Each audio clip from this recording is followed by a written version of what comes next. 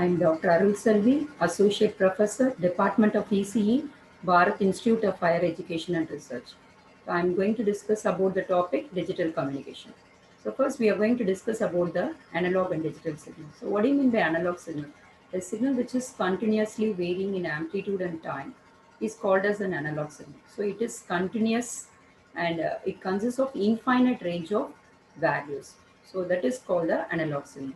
So digital signals which is discrete and fixed in amplitude and time interval. That is discrete and it consists of only finite range of values. So this is discrete in time interval and also its amplitude also consists of finite range of values. So that is called the digital signal.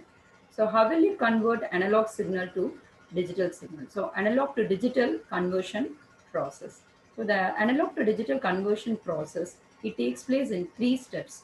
One is called the sampling, second one is called the quantization, and third one is called the coding.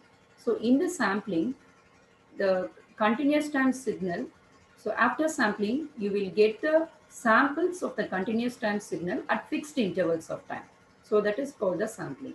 So the process of converting continuous time into discrete time values is called the sampling.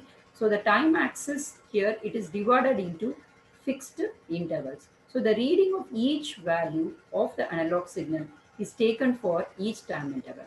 That is, after the sampling process, the continuous time signal, the sample values of the continuous time signal are obtained at fixed intervals of time. So that is called the sampling. For example, first sample at 1 millisecond and second sample at 2 millisecond, third sample at 3 millisecond, like that. You will get the samples of the continuous time signal at fixed intervals of time. So next step is quantization. So after sampling, you will get the samples which is fixed in time interval, but its amplitude level is varying. So in order to convert the infinite number of amplitude levels to finite number of amplitude levels, you go for the quantization. In the quantization, you will be having some fixed amplitude level. All the varying amplitude levels of the samples are rounded off to the nearest fixed amplitude level. So that is called the quantization. So here in this, the process of converting the continuous sample values into discrete values is called the quantization. So in this process, we divide the signal range into a fixed number of intervals. Each interval is of same size and is assigned a number. These intervals are numbered between 0 to 7. So each sample falls in one of the intervals and is assigned that interval's number. So that is called the quantization. So after sampling and quantization, you will get the samples which is fixed in both amplitude and time interval. So next step is coding. The process of representing the quantized values digitally is called as the coding. So in the example, we consider 8 quantization levels. So these levels, it can be coded using 3 bits if the binary system is used. So each sample is represented by 3 bits. So here in this, so 3 bits means 8 combinations are possible. So 8 quantization levels are possible.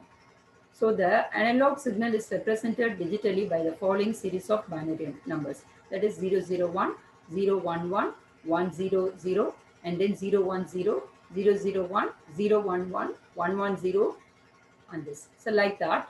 So it will be represented by 8 different levels. So it shows the continuous time signal. This is your continuous time signal. So this should be converted into digital signal. And here in this, after sampling, you will get the samples of this continuous time signal at fixed intervals of time. So here you will get the sample at first set of time interval, and so this is the second sample at second set of time interval, third sample at third set of time interval. So this is the sampling process. So in this, you will get the samples of the continuous time signal at fixed intervals of time.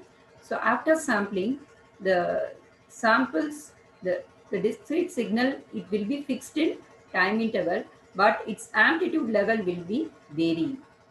Okay. So for that, you go for the quantization. So in the quantization, you will be having some fixed amplitude levels. Okay. So all the varying amplitude levels, it will be rounded off to the nearest fixed amplitude level. So that is called the quantization. So varying amplitude levels, that is all the intermediate amplitude values. That is 1.1 to 2, it will be rounded up to 2. 2.1 to 3, it will be rounded up to 3. So 3.21, 4 amplitude levels, it will be rounded up to 4. Like that, all the varying amplitude levels, it will be rounded up to the nearest fixed amplitude level. So after sampling and quantization, you will get the signal which is fixed in time interval and also in amplitude. So all the infinite number of amplitude levels, it will be converted to finite number of amplitude levels. So here in the coding, so each quantized sample, it will be converted to digital words. So corresponding. So two, so this represents the,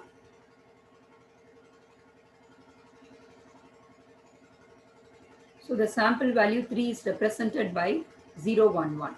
And here 4 is represented by 1, 0, 0. And here the sample value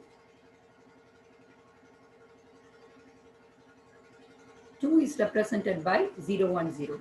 Like that. So this, in this, the continuous time signal is converted into ones and zeros. So this is the,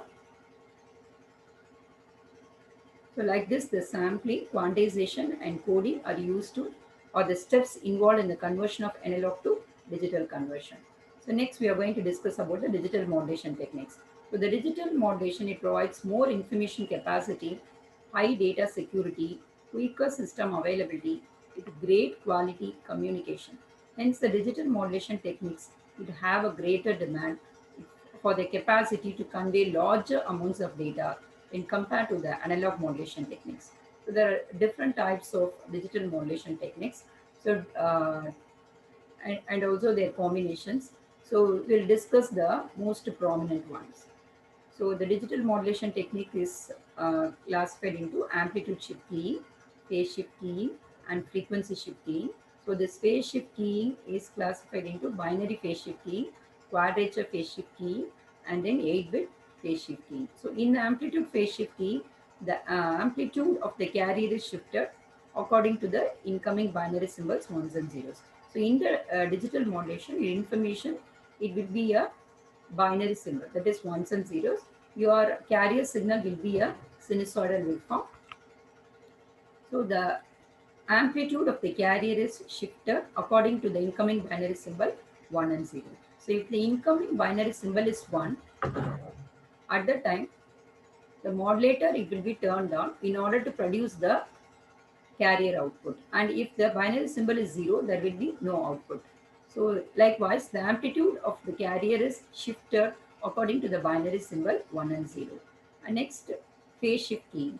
So in this, the phase of the carrier is shifted according to the binary symbol 1s and 0s. So if the binary symbol is 1, so the phase of the carrier will be same as that of the phase of the modulated signal will be same as that of the original carrier. And if the binary symbol is 0, there will be a 180-degree phase shift. So that is called the phase shift keying. So next one is called the frequency shift keying. So frequency shift keying, the frequency of the carrier is shifted according to the binary symbol ones and zeros. If the incoming binary symbol is 1, the frequency of the carrier is increased. If the incoming binary symbol is 0, the frequency of the carrier is decreased. So that is called the frequency shift keying. So in the binary phase shift keying, so the phase of the carrier is shifted according to two levels. Is shifted according to only two levels, according to the symbol, binary symbol 1 and 0. So therefore it is called the binary phase shift keying.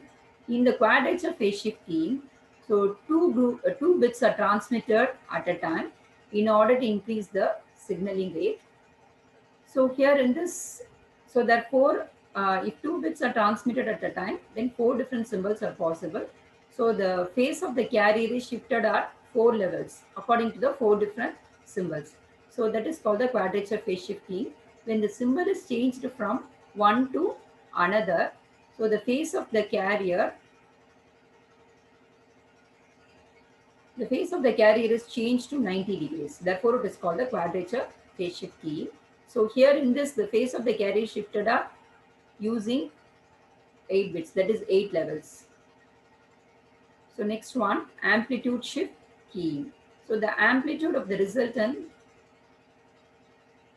output depends upon the input data, whether it should be 0 level or a variation of positive and negative depending upon the carrier frequency.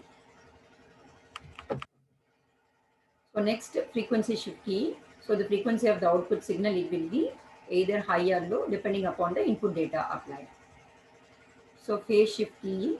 So the phase of the output signal, it gets shifted depending upon the input. So there are mainly two types. One is called the binary phase shift key. Other one is called the quadrature phase shift key.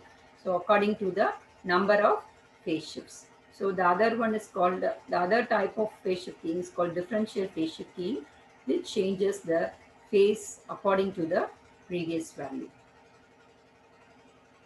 So these are the waveforms of the different digital modulation technique. So this is your information, that is the binary symbol, ones and zeros. So here, this is their high frequency carrier signal. So in the amplitude shift key, if the binary symbol is 1, so in that case, the modulator will be turned on so that the output ASK signal, it consists of the amplitude same as that of the carrier signal. If the binary symbol is 0, the modulator will be turned off. So in that case, the output, it will be a 0 amplitude. And then if the binary symbol is 1, again the modulator is turned on. The amplitude of the modulated signal will be same as that of the carrier. And if the binary symbol is 0, at the time, no output. So here the amplitude of the carrier is shifted according to the binary symbol 1 and 0. Therefore, it is called the amplitude shift key. So in the FSK signal, if the binary symbol is 1, at the time, the frequency of the carrier is increased. And if the binary symbol is 0, the frequency of the carrier is decreased. Again, if the binary symbol is 1, the frequency of the carrier is increased. If the binary symbol is 0, the frequency of the carrier is decreased. Likewise, the frequency of the carrier is increased or decreased according to the binary symbol ones and zeros. So it consists of high frequency component and low frequency component. So that is called the frequency shift key. Next one is called the phase shift key. If the binary symbol is 1, the phase of the carrier will be same as that of the original. The phase of the modulated signal will be same as that of the carrier. And if the binary symbol is 0, there will be a 180 degree phase shift. And if the binary symbol is 1, the phase of the modulated signal will be same as that of the carrier. Again, if it is 0, there will be a 180 degree phase shift. So this is called the phase shift key. So first, we are going to discuss about the amplitude shift key. So it is a type of amplitude modulation which represents the binary data in the form of variations in the amplitude of a signal. Any modulated signal has a high frequency carrier. The binary signal, then ASK modulated, it gives a 0 value for the low input, which it gives the carrier input for the carrier output for the high input. So the following figure, it shows the ASK modulator waveform. So here in this is your input binary sequence. So this is the binary symbol 1, and for this it produces the ASK modulated signal. It will produces the carrier output, that is the modulator is turned on. So if it is binary symbol is 0, at that time the amplitude is 0. If the binary symbol is 1, at that time it produces the amplitude is same as that of the carrier. If it is 0, and then here in this, no output. So this shows the ASK modulator signal. So the block diagram, here we are going to discuss about the block diagram of the ASK modulator. It comprises of the carrier signal generator, binary sequence from the message signal, and the band limited filter. So here this shows the diagram of the ASK modulator.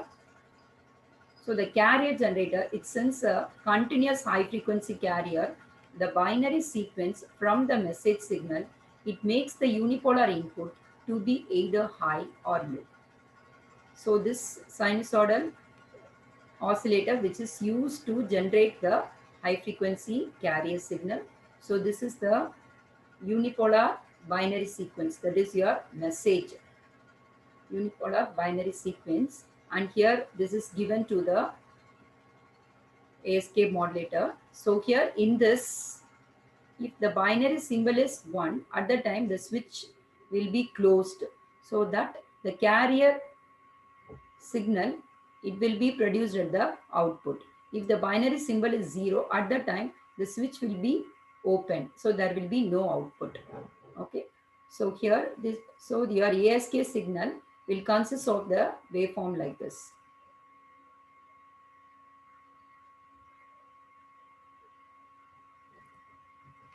So it consists of the waveform like this. That is, if the binary symbol is 1, so it will have, it produce the carrier output. If the binary symbol is 0, there will be no output.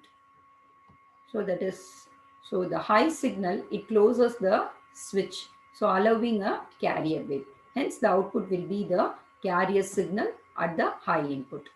So if the input, low input, if there is low input, that is binary symbol is 0, at the time the switch opens.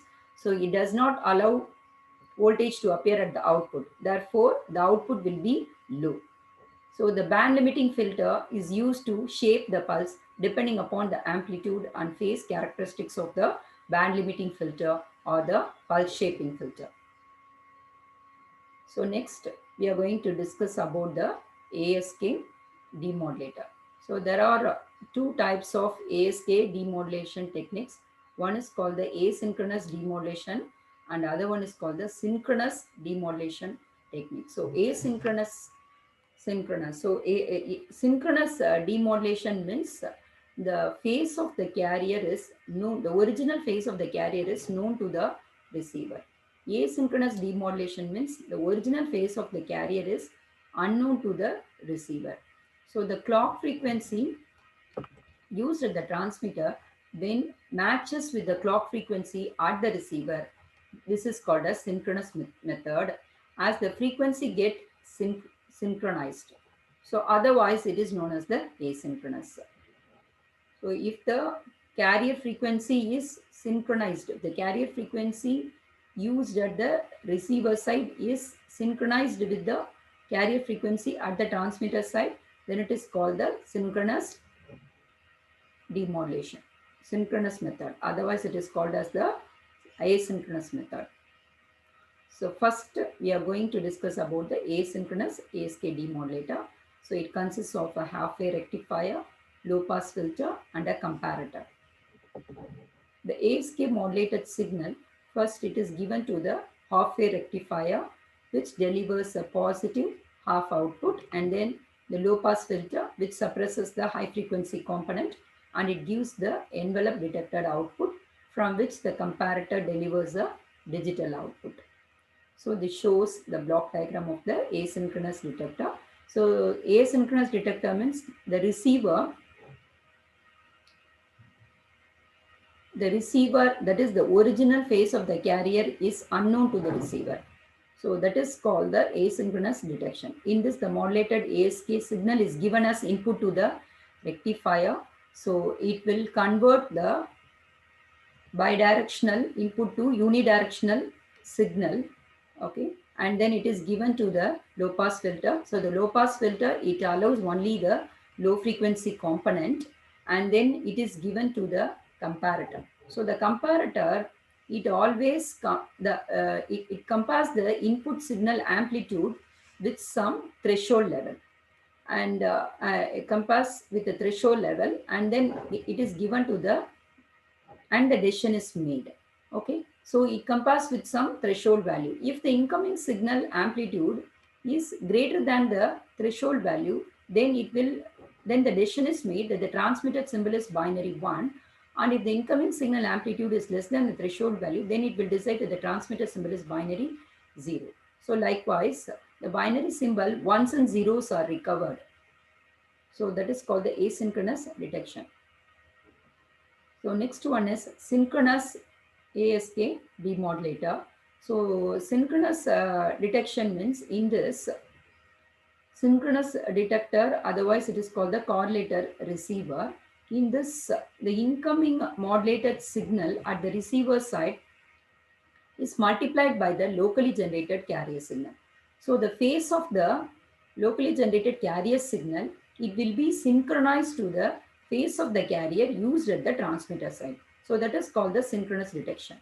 So after multiplying with the locally generated carrier signal, it is given to the band pass filter in order to get the desired frequencies, and then it is given to the comparator or the decision device from which the decision is made, whether the transmitted symbol is binary, ones or zeros. That is the principle of working of the synchronous ASK demodulator. So it consists of a square law detector, low pass filter, a comparator, and a voltage limiter. So it shows the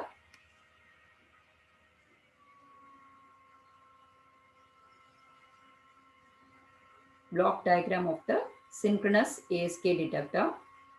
So the ASK modulated signal is given as input to the square law detector. The square law detector is one whose output voltage is proportional to the square of the amplitude modulator input voltage.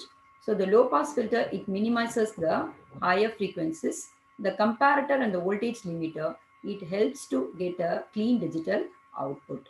So here in this, it is given to the square law detector, okay, and then from which the square, so here the square law detector, it will produce the output voltage which is proportional to the square of the amplitude of the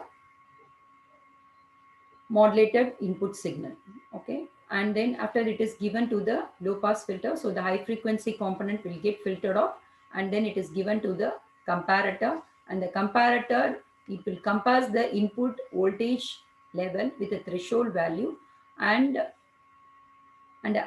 threshold value, and if the incoming signal amplitude is greater than the threshold value, then the decision is made that the transmitted symbol is binary 1. Otherwise the decision is made if it is less than that, if the incoming signal amplitude is less than the threshold value, then the decision is made that the transmitted symbol is binary 0. So likewise the ones and zeros are recovered at the receiver side. So this is the principle of working of the synchronous ASK detector. Next, we are going to discuss about the frequency shift keying. So FSK is the digital modulation technique in which the frequency of the carrier signal varies according to the digital signal changes. So FSK is the scheme of frequency modulation. The output of the FSK modulated wave is in high frequency for a binary high input and is in low frequency for a binary low input. So the binary ones and zeros are called the mark and space frequencies. So it shows the diagrammatic representation of the FSK waveform. So this is the input binary sequence, that is ones and zeros, and this is the FSK modulated signal. So your carrier will be a high frequency one. If the incoming binary symbol is 1, at that time the frequency of the carrier is increased. If the incoming binary symbol is 0, at that time the frequency of the carrier is decreased. So likewise, the increase or decrease in frequency of the carrier is proportional to the binary symbol ones and zeros. So this is called the FSK modulated signal. So it consists of two components. One is the high frequency component, other one is called the low frequency component. So the FSK modulator, it consists of two oscillators with a clock and input binary sequence.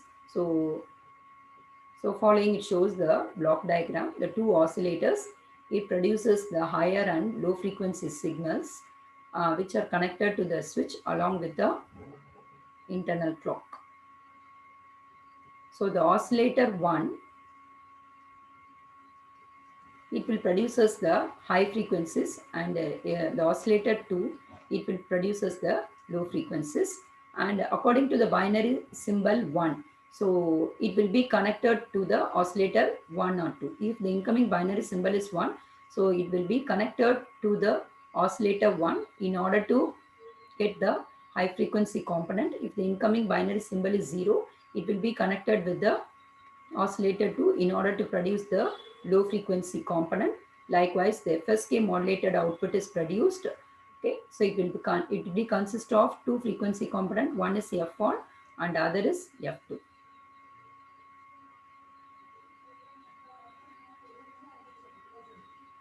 So in order to avoid the abrupt phase discontinuities of the output waveform during the transmission of the message, a clock is applied to both the oscillators internally. So the binary input sequence is applied to the transmitter so as to choose the frequencies according to the binary input.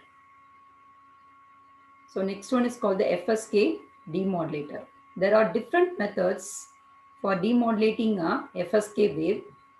The main methods of FSK detection are the asynchronous detector and the other one is called the synchronous detector. The synchronous detector is a coherent one while the asynchronous detector is a non-coherent one. So the asynchronous FSK detector. Here asynchronous means we already know that is the original phase of the carrier is unknown to the receiver. So it consists of two band pass filters, two envelope detectors and a decision circuit. So it shows the diagram of this FSK detector.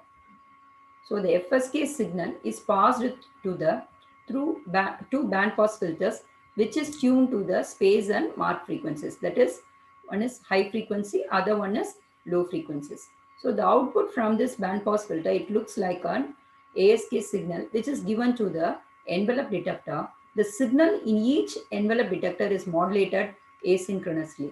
The decision circuit chooses which output is more likely and selects it from any one of the envelope detectors. It also reshapes the waveform to a rectangular one. So that is the function of the decision circuit. So this FSK component, it will be consisting of two components, that is F1 and then F2. That is high frequency component and then low frequency component, which is given to the band pass filter 1. So band pass filter 1, which is tuned to the high frequencies, and band pass filter 2, which is tuned to the low frequencies, that is mark and space frequencies. So if it is passed through this band pass filter 1, you will get only the high frequency component and which is given to the envelope detector. So the envelope detector which follows the envelope of the incoming signal and it will produce then output voltage which is proportional to the amplitude of the incoming signal and then which is given to the decision circuit. And so if it is given to the band pass filter 2, okay, so and the band pass filter is tuned to the low frequency component. Okay, so low frequency component, if the incoming binary symbol is 1, at that time the band pass filter 1, it will produce the high output and the output of this envelope detector will also high. If the incoming binary symbol is 0, then the band pass filter 2, it will produce the high output because if the incoming binary symbol is 0, it will be modulated using low frequency component. Therefore, the lower band pass filter, that is the band pass filter 2, it will produce the high output and band pass filter 1, it will produce the low output. Okay, so the output will be high and the output across the lower envelope detector will be high. The decision circuit, it will compass the output of the two envelope detectors, and if the envelope detector one, the upper envelope detector output is greater than the lower part of the envelope detector, then the decision circuit will decide that the transmitter symbol is binary 1.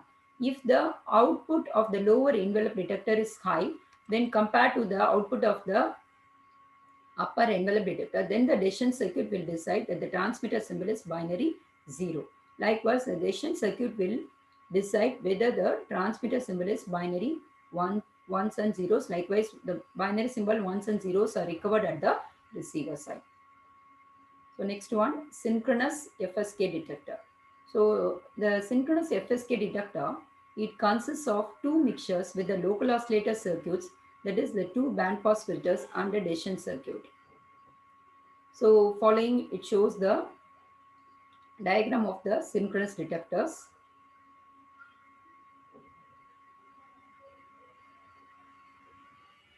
So the FSK signal is given as input to the two mixtures with the local oscillator circuits. So these two are connected to the two bandpass filters. So these combinations acts as demodulators, and the decision circuit chooses which output is more likely and selects it from any one of the detectors. So the two signals have a minimum frequency separation. For both of the demodulators, the bandwidth of each of them depends on the bit rate. So this synchronous demodulator is a bit complex than the asynchronous type demodulators. So this shows the diagram of the synchronous demodulator. So this FSK input is given, which consists of high frequency component and low frequency component, which is given to the, here this is called the correlation receiver, that is, it is multiplied by the locally generated carrier signal. Okay, so locally generated carrier signal. So the phase of this carrier is synchronized to the phase of the carrier used at the transmitter side. So here this local oscillator produces the high frequency component. This local oscillator produces the high frequency. This local oscillator produces the low frequency component. So since the FSK signal is multiplied with the high frequency component, so the same in-phase components will get added up and out-of-phase components will get cancel each other, which is given to the bandpass filter. So the bandpass filter is tuned to the high frequency component. So it will allows only the desired frequencies, and the unwanted frequencies it will be rejected out, and it is given to the decision circuit. Okay, so if the incoming binary symbol is 1, means it will be modulated using high frequency carrier. Therefore the output across this bandpass filter 1, it will be high. If the incoming binary symbol is 0, then it will be modulated using low frequency component. Okay, so at that time, so here in this, the output of this bandpass filter 2, it will be high. So the decision circuit, it compares the output of the bandpass filter 1 and bandpass filter 2. So the output of this bandpass filter is high, means then the decision circuit will decide that the transmitter symbol is binary 1. The output of the bandpass filter is 2 is high, means then the decision device will decide that the transmitter binary symbol is binary 0. Likewise, the binary symbol 1s and 0s are recovered at the receiver side. So next one is called the phase shift keying. So PSK is the digital modulation technique in which the phase of the carrier is changed by varying the sine and cosine inputs at the particular time. So the PSK technique is used widely in the wireless LAN, biometric, contactless operations, along with the RFID and Bluetooth communications. So the PSK is of two types. So depending upon the phase, the signal gets shifted, that is the BPSK and DPSK. So first we are going to discuss about the binary phase shift key modulator. So the block diagram of the binary phase shift key, it consists of the balance modulator, which has the carrier sine wave as one input and binary sequence as the other input. So it shows the diagrammatic representation. So the carrier signal, carrier wave generator, which is used to generate the carrier wave, and the binary sequence is given to the balance modulator. If the binary symbol is 1, the phase of the carrier will be same. The phase of the PSK waveform will be same as that of the carrier. If the binary symbol is 0, there will be a 180-degree phase shift. Okay, so if the binary symbol is 1, the output phase will be same as that of the carrier, and if the binary symbol is 0, it will have a 180-degree phase shift. So likewise, the phase of the carrier is shifted according to the incoming binary symbol 1s and 0s. So the modulation of BPSK is done using the balance modulator, which multiplies the two signals applied at the input. For a 0 binary input, the phase will be 0. For a high input, the phase reversal will be 180-degree. So it shows the diagram for binary symbol 1, the phase of the BSK signal will be same. For binary symbol 0, there will be a 180-degree phase shift. This shows the BSK modulator waveform. So the BPSK demodulated consists of a mixture with a local oscillator circuit, a band pass filter, a two input detector circuit. So here the diagram is shows here. So by recovering the band limited message signal, so first it is multiplied by the locally generated carrier signal and then it is given to the band pass filter. So by recovering the band limited message signal with the help of the mixture circuit and band pass filter, the first stage of demodulation gets completed. Okay. So here the BPSK signal is multiplied by the locally generated carrier signal. So the same in phase components will get added up and out of phase components will get cancel each other and it is given to the band pass filter. So the band pass filter is used to get the desired frequency range and then it is given to the detector. So the detector, it is used to recover the original message signal. So the baseband signal, which is band limited, is obtained and this signal is used to regenerate the binary message bit stream. So in the next stage of demodulation, the bit clock rate is needed at the detector to produce the original binary message signal. The bit rate is submultiple of the carrier frequency. Therefore, then the bit clock regeneration is simplified. So here